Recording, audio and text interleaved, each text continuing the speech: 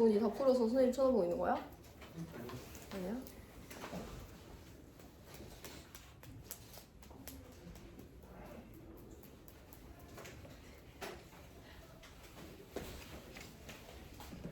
얘들아 우리 5번 문제 같이 볼 건데 조금 어려울 수 있지만 일단 풀 시간 드린 거고 이걸 이해하면 이따가 7번 문제 풀 시간 드릴 때 더 잘 풀릴 건데 표는 A 수용의 가와 나에 대한 자료래. 그럼 내가 굳이 정리해주지 않아도 A가 용질이고 물이 용매인 수용액이다 라고 이해하시면 되고요.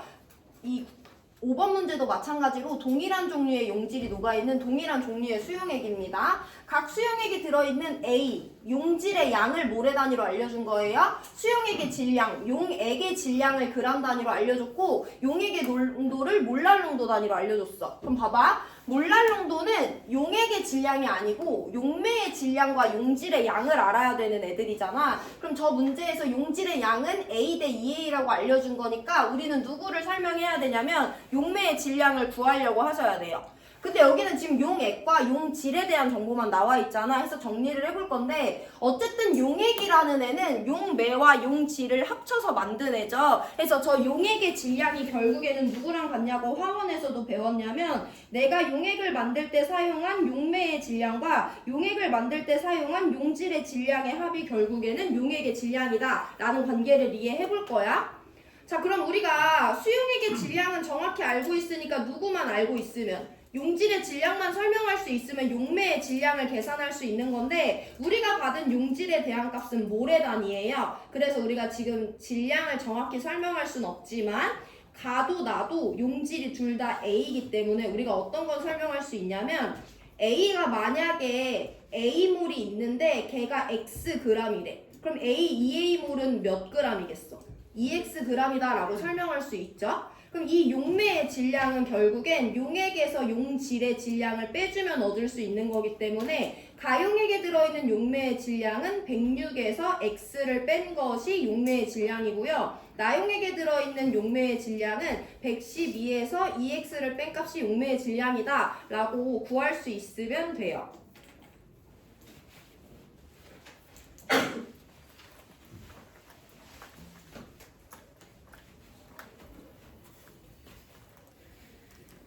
그럼 이제 조금 멀리서 한번 봐볼 건데 여기 잘 봐봐 얘들아.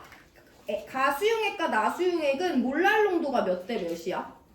1대 2야. 근데 거기 안에 들어있는 용질의 양도 몇 대 몇이야?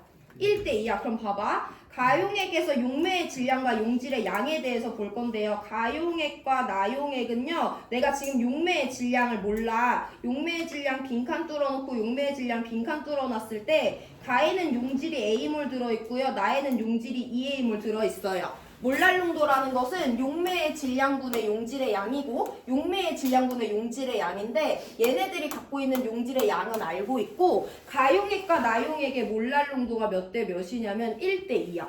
그럼 이 비례식이 1대 2를 성립하기 위해서는 어차피 A를 몰라도 얘네들은 1대 2로 약분되니까 뭐가 똑같아야 돼?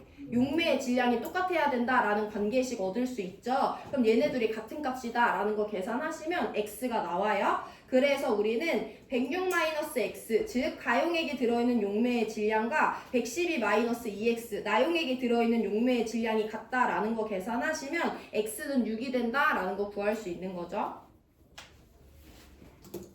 그럼 여기 들어있는 용질이 6g이고 12g이야.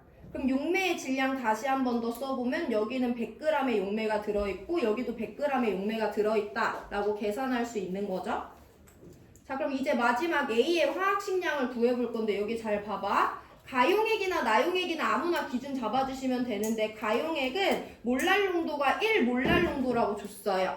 그럼 가용액의 몰랄 농도를 실제로 계산해 볼 건데 가용액에 들어있는 용매의 질량 100g이야. 그럼 0.1kg 분모에 넣어주면 되지. 그 안에 들어있는 용질의 양은 A몰이에요. 이 값이 1이라는 거잖아. 이거 계산하시면 A는 0.1몰이다 라는 것도 구할 수 있죠. 그럼 가용액에 들어있는 용질 A는 6g인데 6g이 0.1몰에 해당하면 1몰은 60g에 해당하니까 화학식량 60이다 라고 구할 수 있죠. 1분 뒤에 다시 한 번 더 쭉 설명드리고 복습 시간 드릴 거니까 필기할 거 해보시고